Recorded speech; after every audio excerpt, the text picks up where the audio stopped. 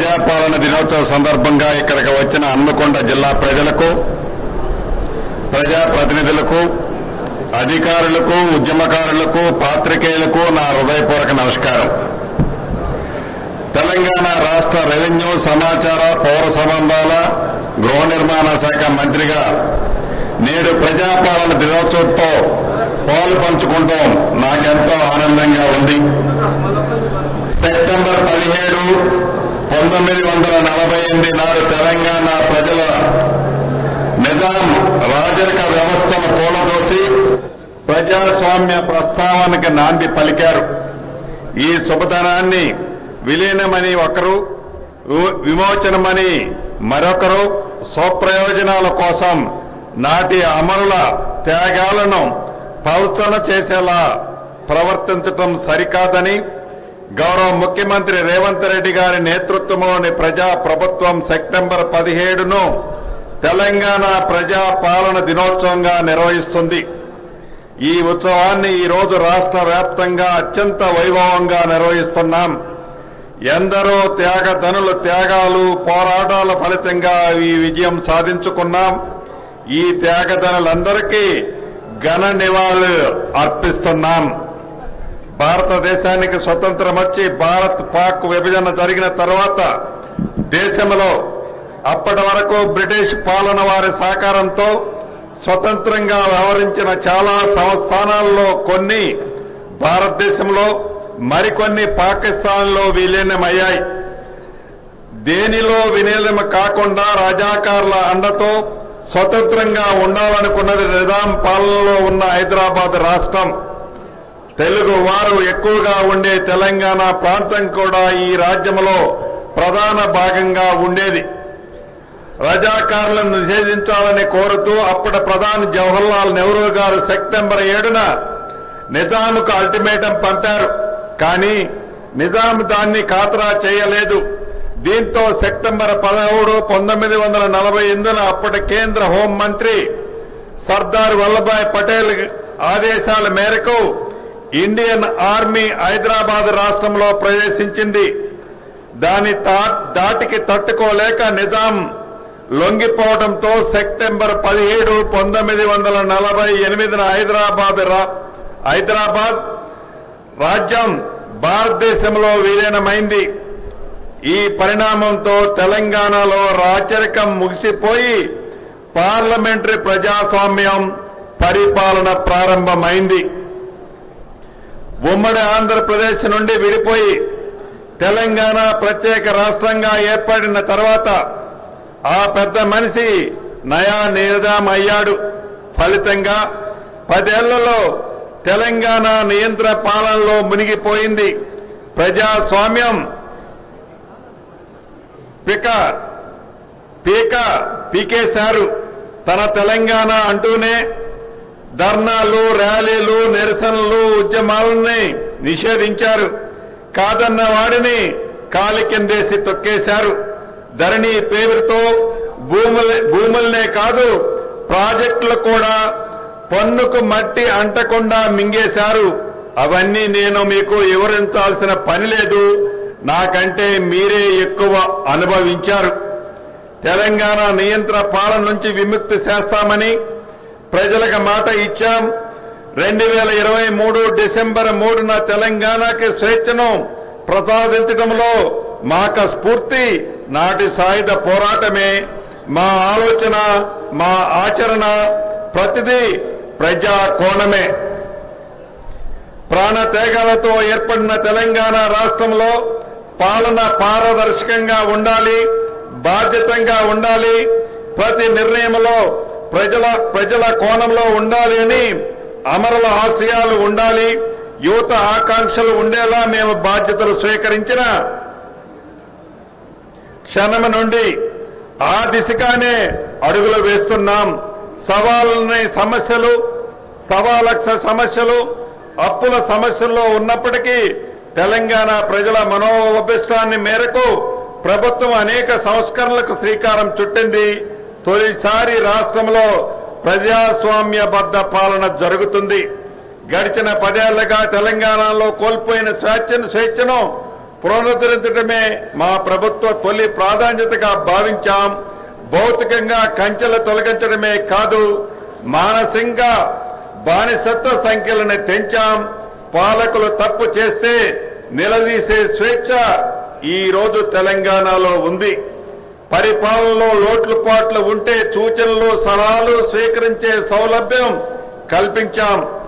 ఒకవైపు ప్రపంచ నగరాలతో పోటీ పడే లక్ష్యాన్ని నిర్దేశించుకొని మరోవైపు పేదల ఆంక్షలు తీర్చే సంక్షేమ ఫలాలు అందిస్తూ విముఖ వ్యూహంతో మా ప్రభుత్వ పాలన సాగిస్తున్నాం.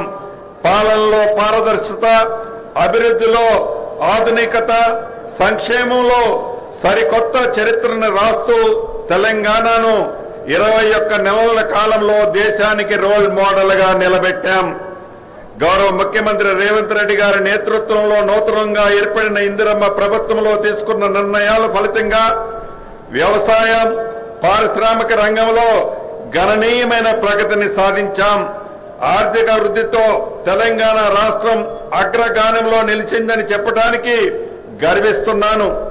సుమారు 3.79 లక్షల తలసరి ఆదాయంతో దేశంలో తెలంగాణ రాష్ట్రం తొలి స్థానంలో నిలిచింది. తెలంగాణ రాష్ట్రాన్ని భారతదేశంలో ప్రపంచ స్థాయిలో అగ్రస్థానంలో నిలిపేందుకు గౌరవ ముఖ్యమంత్రి రేవంత్ రెడ్డి గారి నాయకత్వంలోని తెలంగాణ రేజింగ్ 2047 విజన్ తో ప్రజాప్రభుత్వం ముందుకు సాగుతుంది. 2035 నాటికి తెలంగాణ ఆర్థిక వ్యవస్థను $1 ట్రిలియన్ ఎకానమీగా వృద్ధి సాధించాలనే లక్ష్యంగా పనిచేస్తున్నాం. అదేవిధంగా 2047 నాటికి $3 ట్రిలియన్ లక్ష్యం సాధించాలని ప్రభుత్వ ప్రణాళికలు రూపొందిస్తున్నాం. సంక్షేమానికి కేర్ ఆఫ్ పాలన కాంగ్రెస్, దీనికి చరిత్రే సాక్ష్యం. పేదలకు అందుబాటులో నిత్యావసర వస్తువులు అందించే ఉద్దేశంతో 1957లోనే ఆనాటి కాంగ్రెస్ ప్రభుత్వం ప్రజా పంపిణీ వ్యవస్థను ప్రారంభించింది. 70 ఏళ్లుగా పీడీఎస్ వ్యవస్థ పేద ప్రజల ఆహార భద్రతకి భరోసా కల్పిస్తుంది. అదే స్ఫూర్తితో ప్రజా ప్రభుత్వం ఈ ఏడాది ఉగాది నుంచి సన్న బియ్యం పంపిణీ కార్యక్రమం చేపట్టాం. ప్రతి నెల 3,25,00,000 మంది పేదవాళ్లకు 17,000 రేషన్ షాపుల ద్వారా 2 లక్షల మెట్రిక్ టన్నుల సన్న బియ్యం ఉచితంగా పంపిణీ చేసి పేదల ఆకలి తీరుస్తున్న ప్రభుత్వం మన ప్రభుత్వం. రేషన్ కార్డులు ప్రజల ఆత్మ గౌరవానికి ప్రతీక, ఒక భరోసా. ఆ భరోసా కోసం రాష్ట్ర ప్రజలు 10 ఏళ్లు కళ్ళు కాయలు కాసేలా ఎదురు చూశారు. ప్రజా ప్రభుత్వం వచ్చాక ఆ ఎదురు చూపులకి పరిష్కారం లభించింది. కొత్తగా 11 లక్షల రేషన్ కార్డులు ఇవ్వటంతో పాటు 15 లక్షల మంది పేర్లను రేషన్ కార్డులో మన ప్రభుత్వం చేర్చడం జరిగింది. తెలంగాణ రైతులకు 2022 మే 6న ఇదే వరంగల్ వేదిక మాట ఇచ్చాం. అధికారంలోకి వచ్చిన ఎమ్మటే 2 లక్షల రూపాయల రుణమాఫీ చేసి రైతుల్ని రుణ విముక్తులు చేస్తామని ఇచ్చిన మాట నిలబెట్టుకున్నాం. రాష్ట్రంలో 25 లక్షల మంది రైతులకు 21,000 కోట్ల రూపాయలు రుణమాఫీ చేసి ఈ దేశంలో ఏ రాష్ట్ర ప్రభుత్వమూ చేయని కొత్త చరిత్రని తిరగరాశాం. గత పాలకులు పాపాలు శాపాలై వెంటాడుతున్న రైతన్నుల సంక్షేమ విషయంలో రాజీ పడలేదు. రుణమాఫీతో రైతుల పట్ల మా రుణం తీరిపోయిందని చేతులు దులుపుకోలేదు. ఇందిరమ్మ రైతు భరోసా కింద ఎకరానికి 12,000 రూపాయల పెట్టుబడి సహాయం పరిమితి లేకుండా ప్రతి రైతుకి మన ప్రభుత్వం అందించింది. 9 రోజుల్లో 9,000 కోట్ల రూపాయల రైతుల ఖాతాలో జమ చేశాం. రాష్ట్రంలో 70 లక్షల మంది పైగా రైతులకి ఈ సహాయం అందించాం. రైతులకు రుణమాఫీ, పెట్టుబడి సహాయమే కాదు, పండించిన పంటను మద్దతు ధరకు కొనుగోలు చేస్తూ మేము ఉన్నామని భరోసా ఇస్తున్నాం. వరి ధాన్యానికి కనీస మద్దతు ధరతో పాటు సన్న వడ్లకు క్వింటాలకు 500 రూపాయలు బోనస్ ఇస్తున్నాం. దీనివల్ల రైతులకు అదనముగా ఆదాయం లభించడమే కాకుండా రాష్ట్రంలో సన్న ధాన్యం దిగుబడి మరింత పెరిగే విధంగా చర్యలు చేపట్టాం. ఈ ఏడాది వానాకాలము మరియు యాసంగి సీజన్లో 8,000 కొనుగోలు కేంద్రాల ద్వారా కనీస మద్దతు ధరకు 28,000 కోట్ల రూపాయలు విలువ చేసే 1,22,00,000 మెట్రిక్ టన్నుల ధాన్యాన్ని కొనుగోలు చేశాం. ధాన్యం కొనుగోలు చేసిన 48 గంటల్లో రైతుల ఖాతాల్లో నగదుని జమ చేయడం జరుగుతుంది. రైతు 2 సీజన్లలో కనీసి 2,90,00,000 మెట్రిక్ టన్నుల ధాన్యాన్ని పండించిన తెలంగాణ రాష్ట్రంలో దేశంలో మొదటి స్థానం నిలిచింది. వ్యవసాయానికి ఉచిత విద్యుత్తులో భాగంగా 29 లక్షల పంపు సెట్లకు ఉచిత విద్యుత్తు అందిస్తున్నాం. మా ప్రభుత్వం ఏర్పడిన తర్వాత రాష్ట్ర వ్యవసాయ చరిత్రని తిరగరాసి దేశ చరిత్రలోనే కని విని ఎరగని రీతిలో 21 నెలల్లో అన్నదాతల సంక్షేమానికి 1,13,000 కోట్ల రూపాయలు ఖర్చు చేసిన ప్రభుత్వం మన ప్రజా ప్రభుత్వం. తెలంగాణలో చివరి ఆయకట్టు వరకు సాగునీరు ఇచ్చే ప్రణాళికతో పెండింగ్ ప్రాజెక్టులకు లక్ష్యాలుగా నిర్దేశించుకొని పూర్తి చేస్తున్నాం. 10 ఏళ్ల పాటు ఈ రాష్ట్రాన్ని పాలించి గత పాలకులు అద్భుతాలు చేశామని, ఎన్నో ప్రాజెక్టులు నిర్మించామని గొప్పలు చెప్పుకున్నారు. కానీ వాస్తవానికి రీడిజైన్ పేరుతో ఆర్థిక దోపిడీకి పాల్పడ్డారు గత ప్రభుత్వంలో పరిపాలకులు. దీనికి చక్కటి ఉదాహరణ ఈ జిల్లాకి పక్కనే ఉన్న కాళేశ్వరం ప్రాజెక్టు పరిస్థితి ఏమైందో ఈ వరంగల్ వాస్తవాలకు బాగా తెలుసు. తెలంగాణని సస్యశ్యామలంగా మార్చేందుకు ఇందిరమ్మ ప్రభుత్వం చిత్తశుద్ధితో పనిచేస్తుంది. ఈ ప్రాంతానికి ప్రధానంగా సాగునీరు తాగునీరు అందించే దేవాదుల ప్రాజెక్టుని గత ప్రభుత్వం నిర్లక్ష్యం చేసింది. ఈ ఇందిరమ్మ ప్రభుత్వం 2026 డిసెంబర్లోగా పూర్తి చేయాలనే లక్ష్యంతో ముందుకు నడుస్తుంది. 10 ఏళ్ల తర్వాత పేదల సొంతింటి కలను మళ్లీ రెక్కల తొడిగించాం. ఇందిరమ్మ ఇల్లు నిర్మాణం ఇవాళ గ్రామాల్లో పేదల ఆత్మ గౌరవ ప్రతీకగా కనిపిస్తుంది. తొలి విడతగా ప్రతి నియోజకవర్గానికి 3,500 ఇళ్లు మంజూరు చేశాం. ఇవన్నీ శరవేగంగా నిర్మాణాలు జరుగుతున్నాయి. ఈ జిల్లాలో కూడా వేలాది ఇళ్లు వివిధ నిర్మాణ దశలో ఉన్నాయి. ఈ నెల 3వ తేదీన భద్రాద్రి జిల్లా అశ్వరావుపేట నియోజకవర్గంలోని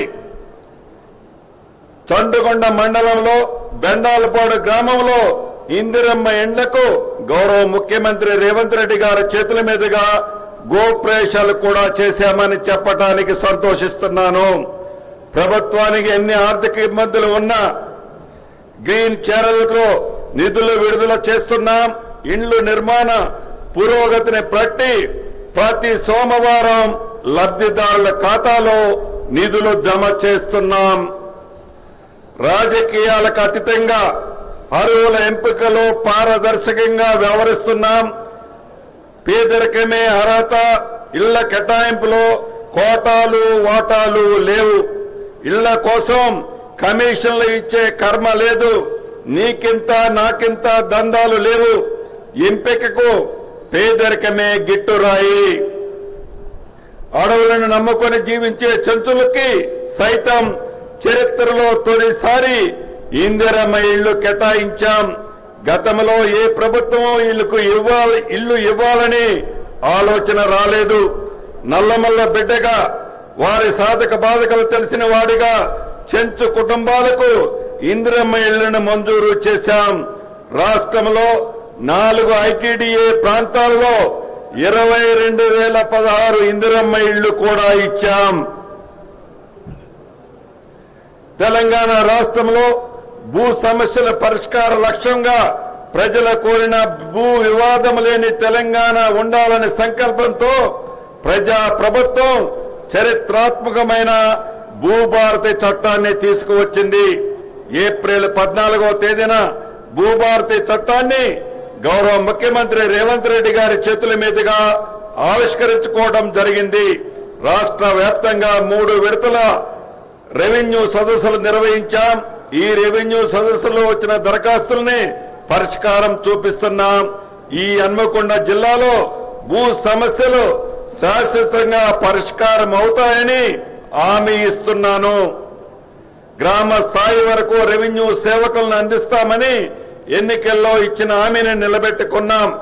రాష్ట్ర వ్యాప్తంగా 10,954 రెవెన్యూ గ్రామాలకు క్లస్టర్ల వారీగా విభజించి గ్రామ పరిపాలక అధికారుల్ని నియమించాం. గౌరవ ముఖ్యమంత్రి రేవంత్ రెడ్డి గారి చేతుల మీదుగా ఇదే నెల 5వ తేదీ నియామక పత్రాలను కూడా అందజేయడం జరిగిందని చెప్పడానికి సంతోషిస్తున్నాను. అంతేకాక దాదాపు 9 లక్షల సాదా బైనామాల విషయంలో కోర్టులో స్టే ఉంటే ప్రభుత్వం చొరవ తీసుకొని ఈ స్టేను కూడా ఈ మధ్యనే డ్రాప్ అయ్యే విధంగా ప్రభుత్వం చొరవ చూపిందని చెప్పడానికి సంతోషిస్తున్నాను. రాష్ట్రంలో భూములకు సంబంధించిన అనేక పంచాయతీలకు శాశ్వతంగా పరిష్కారం చూపాలనే లక్ష్యంతో రాష్ట్ర ప్రభుత్వం ప్రతిష్టాత్మకంగా తీసుకువచ్చిన భూభారతి చట్టంలో రిజిస్ట్రేషన్ ప్రక్రియకు భూమి సర్వే మ్యాప్ని దత్తపరచడం తప్పనిసరి చేసిన నేపథ్యంలో సర్వే విభాగం పాత్ర మరింత క్రియాశీలకం కానుంది. భూభారతి చట్టంలో పేర్కొన్న విధంగా ప్రభుత్వం లక్ష్యం నెరవేరాలంటే ఇప్పుడున్న సర్వేయర్లకు అదనంగా మరికొంతమంది సర్వేయర్ల అవసరం ఉంది. దీనిని దృష్టిలో పెట్టుకొని మొదటి దశలో 6,000 మంది లైసెన్స్డ్ సర్వేయర్లను తీసుకోవటం, మరొక రేపు సర్వే విభాగంలో ఖాళీగా ఉన్న సర్వేయర్ పోస్టులని భర్తీ చేయటం, ఇంకొక వైపు భూములు సర్వేకి అవసరమయ్యే అత్యాధునిక పరికరాలని అందుబాటు తీసుకురావటం చర్యలు ఇప్పటికే చేపట్టాం. దీనివల్ల ఈ జిల్లాలో కూడా భూ సమస్యల మార్గం సుగమం కానుంది. ప్రజలకు ఉత్తమ సేవలు అందించడానికి రెవెన్యూ శాఖ భాగమైన స్టాంప్స్ అండ్ రిజిస్ట్రేషన్ శాఖలో విప్లవాత్మకమైన సంస్కరణలు చేపట్టాం. ప్రజల సమయాన్ని ఆదా చేసే విధంగా పారదర్శకంగా అవినీతి రహితంగా సేవలు అందించేలా రాష్ట్రంలో అన్ని సబ్ రిజిస్ట్రార్ కార్యంలో స్లాట్ బుకింగ్ విధానాన్ని తీసుకురావడం జరిగింది.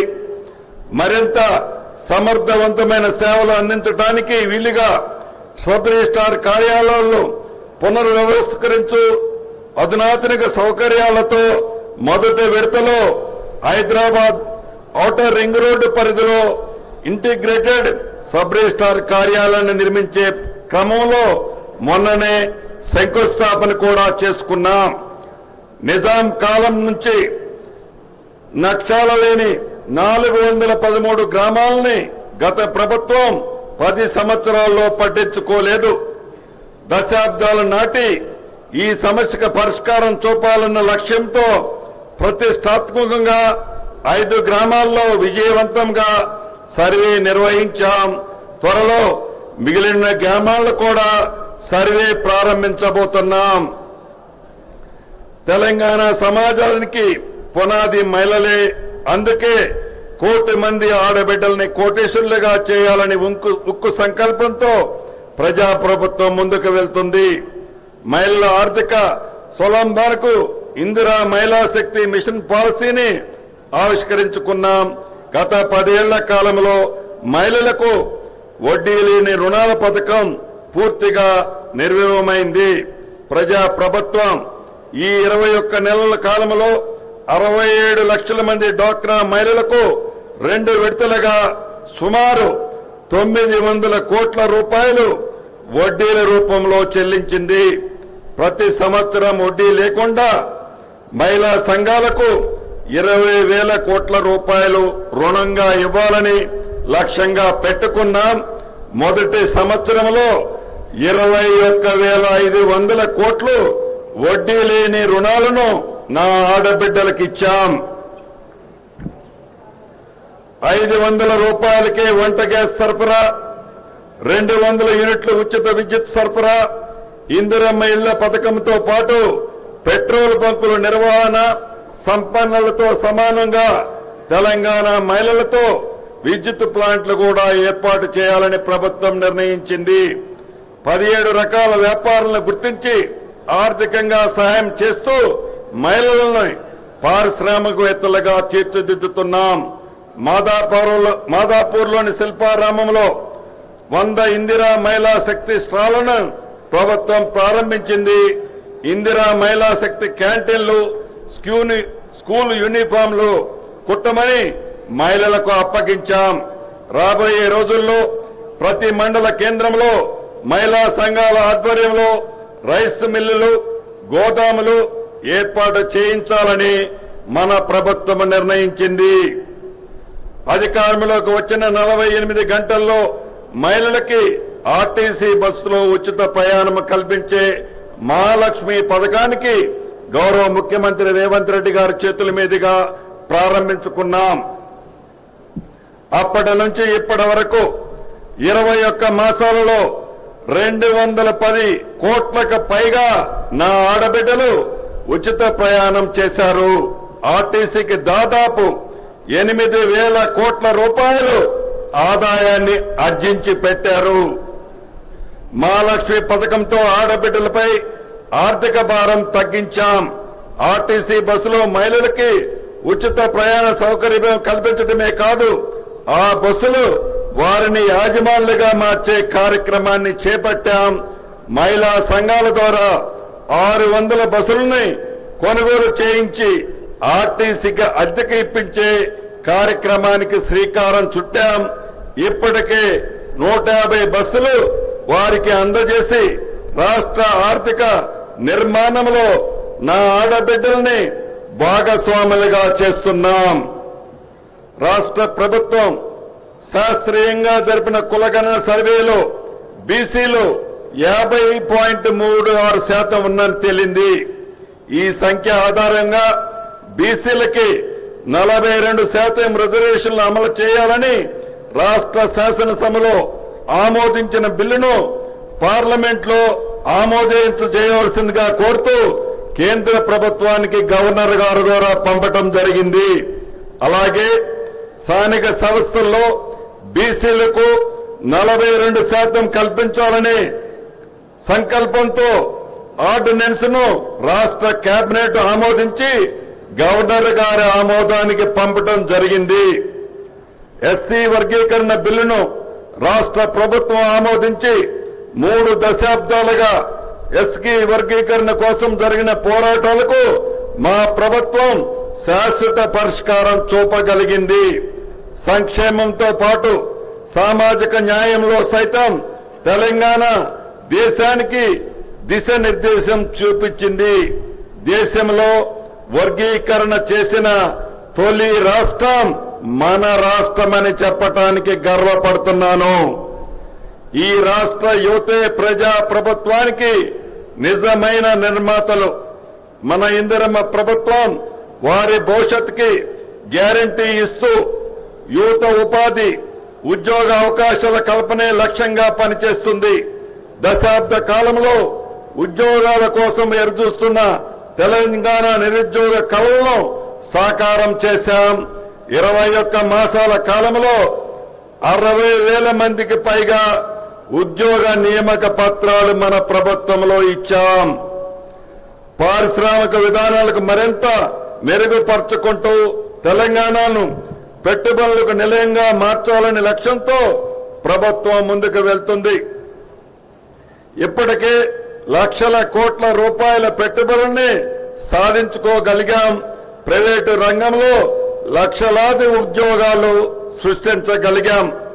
తెలంగాణలో సూక్ష్మ, చిన్న, మధ్యతర పరిశ్రమల సమస్యలను పరిష్కరించేందుకు రూపొందించిన ఎంఎస్ఎంఈ పాలసీ 2024 మేరకు రానున్న 5 ఏళ్లలో సుమారు 4,000 కోట్ల రూపాయలు ఖర్చు చేసి పరిశ్రమలు స్థాపించబోతున్నాం.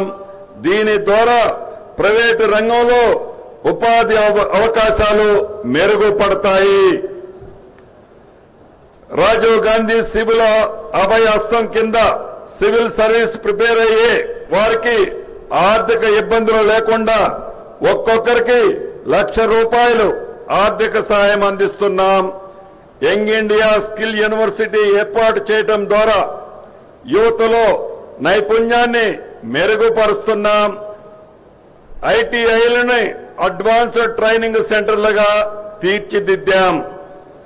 ఎస్సీ, ఎస్టీ, బీసీ, మైనార్టీ విద్యార్థులంతా కుల మతాలకు అతీతంగా ఒకే ప్రాంగణంలో కలిసిమెలిసి చదువుకునే విధంగా సకల సౌకర్యాలతో 25 ఎకరాల సువిశాల విస్తీర్ణంలో 15,600 కోట్ల రూపాయల వ్యయంతో యంగ్ ఇండియా ఇంటిగ్రేటెడ్ గురుకుల స్కూళ్లు ఏర్పాటుకు శ్రీకారం చుట్టాం.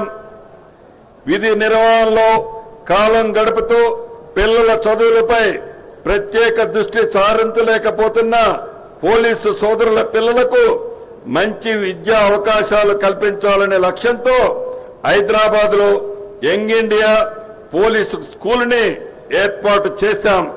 రాష్ట్రంలో క్రీడలను ప్రోత్సహించేందుకు స్పోర్ట్స్ యూనివర్సిటీని కూడా ఏర్పాటు చేస్తున్నాం. గతంలో ఎన్నడూ లేని విధంగా విద్యారంగానికి మా ప్రభుత్వం అత్యంత ప్రాధాన్యత ఇస్తుంది. ఉపాధ్యాయుల నియామకం, అమ్మ ఆదర్శ కమిటీల ద్వారా సమయానికి పుస్తకాలు, యూనిఫామ్లు పంపిణీ చేస్తున్నాం. పాఠశాలలు తెరవడానికి ముందే అవసరమైన వసతులను కల్పిస్తున్నాం.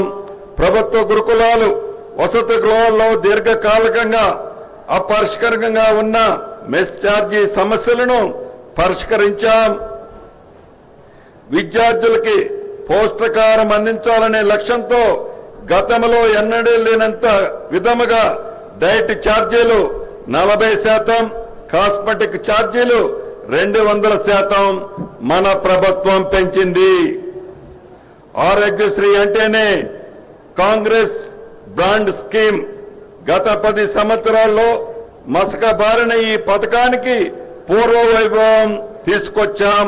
ప్రజా ప్రభుత్వం అధికారంలోకి వచ్చిన వెంటనే ఆరోగ్యశ్రీ పరిమితిని 5 లక్షల నుండి 10 లక్షల రూపాయలకి పెంచాం. రాష్ట్ర వ్యాప్తంగా 1402 ఆసుపత్రుల్లో ఆరోగ్యశ్రీ సేవలు అందుబాటులో ఉన్నాయి. ఇటీవలే 108 ఆసుపత్రులు ఆరోగ్యశ్రీ పరిధిలోకి చేర్చడం జరిగింది. ఇందిరమ్మ ప్రభుత్వం అధికారంలోకి వచ్చిన 2023 డిసెంబర్ నుంచి ఇప్పటి వరకు సుమారు 11 లక్షల మందికి చికిత్స మన ప్రభుత్వంలో అందించాం. ఈ 21 నెలల కాలంలో ఆసుపత్రులకు 1,600 కోట్ల రూపాయలు ప్రభుత్వం చెల్లించింది. దేశంలో తొలిసారిగా రాష్ట్రంలోని అనాథ పిల్లలు ఏ విధమైన అనారోగ్యానికి గురైన కార్పొరేట్ ఆసుపత్రుల్లో 10 లక్షల రూపాయల వరకు ఉచితంగా వైద్య సేవలు పొందే అవకాశాన్ని మన ఇందిరమ్మ ప్రభుత్వం కల్పించింది. దీని ద్వారా ఈ జిల్లాలో కూడా ఎంతో మందికి అవకాశం లభించింది. హైదరాబాద్ నగరాన్ని అంతర్జాతీయ ప్రమాణాలతో అభివృద్ధి చేసేందుకు ప్రణాళిక సిద్ధమయ్యాయి. మెట్రో విస్తరణకు శ్రీకారం చుట్టాం. జీహెచ్ఎంసీలో కంటోన్మెంట్ విలీనం చేయాలన్న ప్రజల చిరకాల వాంఛని నెరవేర్చాం. ఫ్యూచర్ సిటీ పేరుతో 30,000 ఎకరాల్లో సరికొత్త నగర నిర్మాణానికి ప్రభుత్వం శ్రీకారం చుట్టింది. అభివృద్ధి ప్రణాళికలో రాష్ట్రాన్ని 3 జోన్లుగా విభజించాం.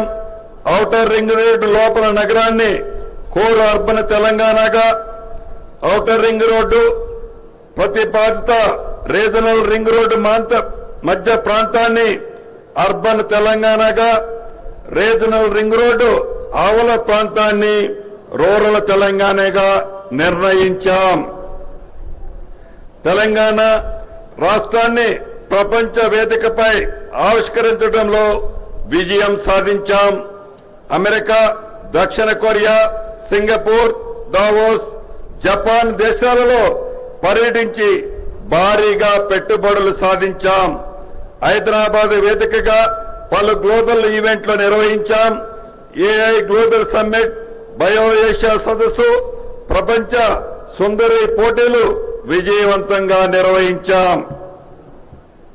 ఇక మన హన్మకొండ జిల్లాకు వస్తే, హన్మకొండ జిల్లా అభివృద్ధికి గౌరవ ముఖ్యమంత్రి రేవంత్ రెడ్డి గారి నేతృత్వంలోని మన ప్రజా ప్రభుత్వం అత్యంత ప్రాధాన్యత ఇస్తుంది. గత 10 ఏళ్ల కాలంలో ఈ ప్రాంత అభివృద్ధి హామీలకు, కాగితాలకే పరిమితమైంది. మన ప్రభుత్వం మాటల్లో కాకుండా చేతల్లో చూపిస్తుంది. హైదరాబాద్, సికింద్రాబాద్ నగరాలు కలిసి ఉన్నట్లుగానే హన్మకొండ, వరంగల్ నగరాలు కూడా అలాగే కలిసి ఉన్నాయి. అధికారంలోకి వచ్చిన క్షణం నుండి ఈ ప్రాంతాల అభివృద్ధికి ప్రభుత్వం ప్రత్యేక దృష్టి సారించింది. ఇందుకు తగినట్లుగానే గతంలో ఎన్నడూ లేని విధంగా ఈ రెండింటిని సమన్వయం చేస్తూ దాదాపు 5,000 కోట్ల రూపాయలతో అభివృద్ధి పనులకు శ్రీకారం చుట్టాం. 2057 జనాభాని దృష్టిలో పెట్టుకుని 4,100 కోట్ల రూపాయలతో అండర్ గ్రౌండ్ డ్రైనేజీ పనులు ప్రారంభించుకున్నాం. 2040 వరకు జనాభా పెరుగుదలకు అనుగుణంగా భవిష్యత్ అవసరాలకు సరిపోయేలా మాస్టర్ ప్లాన్ కూడా ఆమోదించుకున్నాం. చరిత్రాత్మక భద్రకాళి దేవాలయ ఆధునీకరణతో భాగంగా చేపట్టిన మాడు వీధుల నిర్మాణ పనులు చివరి దశలో ఉన్నాయని చెప్పడానికి సంతోషిస్తున్నాను. అలాగే ప్రాచీన కాలం నాటి హనుమకొండ కలెక్టరేట్ బంగ్లాని ఆధునీకరించుకున్నాం.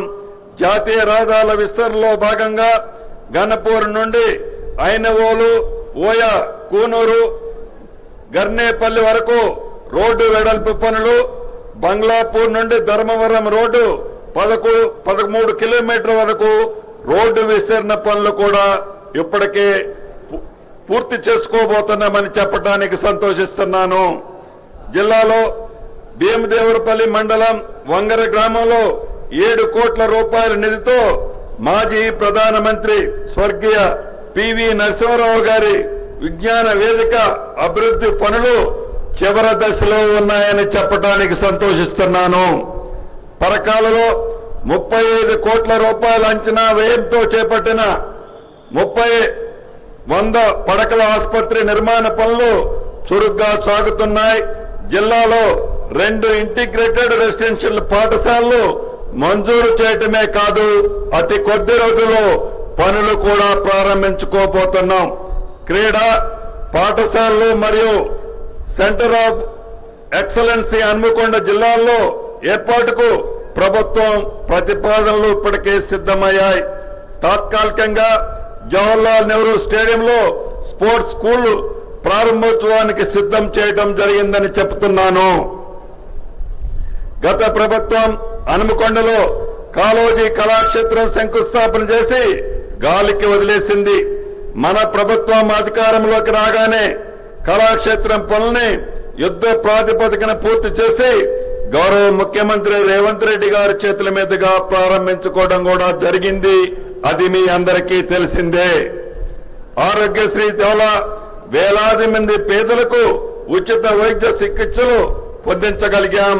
హన్మకొండ జిల్లాలో మహాలక్ష్మి పథకం కింద కోట్లాది మంది మహిళలకు ఉచిత బస్సు సౌకర్యాన్ని, గృహలక్ష్మి పథకం ద్వారా వేలాది మంది మహిళలకు ఉచిత సిలిండర్ పథకాన్ని, గృహజ్యోతి పథకం కింద లక్షలాది మందిగా కుటుంబాలకు ఉచితంగా 200 యూనిట్ల వరకు విద్యుత్తుని ఉపయోగించుకుంటుందని చెప్పడానికి సంతోషిస్తున్నాను. అమ్మ ఆదర్శ పాఠశాలల పథకం ద్వారా జిల్లాలో 435 ప్రభుత్వ పాఠశాలల్లో మౌలిక వసతుల అభివృద్ధి పనుల్ని చేపట్టడం జరిగింది. వేలాది మందికి కొత్త రేషన్ కార్డులు జారీ చేయడంతో పాటు వేలాది మంది కుటుంబ సభ్యుల పేర్లని అదనంగా రేషన్ కార్డులో చేర్చడం జరిగింది. మత్స్యకారుల్ని ఆర్థికంగా బలోపేతం చేసేందుకు మత్స్య సంపదన గణనీయంగా పెంపొందించేందుకు చర్యలు చేపట్టడం జరిగింది. ఇందులో భాగంగా ఈ ఏడాది 771 చెరువులకి కోటికి పైగా చేప పిల్లల్ని 100% రాయితీతో పంపిణీ చేయటం జరిగింది. వన మహోత్సవంలో భాగంగా ఈ ఏడాది 23 లక్షల మొక్కలను నాటాలని లక్ష్యంగా పెట్టుకున్నాం. గత ఏడాది జిల్లాలో 957 హెక్టార్లలో అడవులని పునరుద్ధరించడం జరిగింది. ఖరీఫ్ సీజన్ కు సంబంధించిన విత్తనాలు, ఎరువులు తగినంతగా స్టాకులు అందుబాటులో ఉంచి నకిలీ విత్తన ఎరువుల కొరత అరికట్టుటకు కఠిన చర్యలు తీసుకున్నాం. జిల్లాలో ఈ ఏడాది దాదాపు 5,000 ఎకరాల్లో ఫామ్ ఆయిల్ తోటల లక్ష్యంగా మన ప్రభుత్వం పెట్టుకుంది. మార్పు రావాలని ఈ ప్రభుత్వాన్ని తెలంగాణ ప్రజానీకం ఎన్నుకుంది. వారి ఆశలు, ఆకాంక్షలు అనుగుణంగా కులాలు, మతాలు, ప్రాంతాలకు అతీతంగా ఎలాంటి భేషజాలకు పోకుండా గౌరవ ముఖ్యమంత్రి రేవంత్ రెడ్డి గారి నాయకత్వంలోని మన ఈ ప్రభుత్వం సమర్థవంతంగా పనిచేస్తుంది. గౌరవ ముఖ్యమంత్రి గారి ఆలోచనలకు అనుగుణంగా మంత్రులం రాష్ట్ర ప్రజల బాగోగుల కోసం చిత్తశుద్ధితో నిత్యము మీతోనే ఉండి మీకు అండగా ఉంటామని ఈ తెలంగాణ ప్రజా పాలన దినోత్సవం సందర్భంగా మనస్ఫూర్తిగా తెలియజేస్తున్నాను. రాష్ట్రాన్ని అన్ని రంగాల్లో ముందుకు తీసుకువెళ్తున్న గౌరవ ముఖ్యమంత్రి రేవంత్ రెడ్డి గారికి, జిల్లా సర్వతోముఖాభివృద్ధికి నిర్మాత్మక సహకారం, సూచనలు అందిస్తున్న జిల్లా మంత్రులు, గౌరవ పార్లమెంటు సభ్యులు, గౌరవ శాసన మండలి సభ్యులు, గౌరవ శాసనసభ్యులు, గౌరవ స్థానిక ప్రజాప్రతినిధులు, గౌరవ న్యాయమూర్తులు, జిల్లా ఉన్నతాధికారులు, జిల్లా పోలీస్ సిబ్బందికి, స్వతంత్ర సమర యోధులకి, తెలంగాణ ఉద్యమకారులకి, మీడియా ప్రతినిధులకి, స్వచ్ఛంద సంస్థ ప్రతినిధులకు, జిల్లా ప్రజలకి తెలంగాణ ప్రజా పాలన దినోత్సవ శుభాకాంక్షలు తెలియజేస్తూ జై హింద్, జై తెలంగాణ.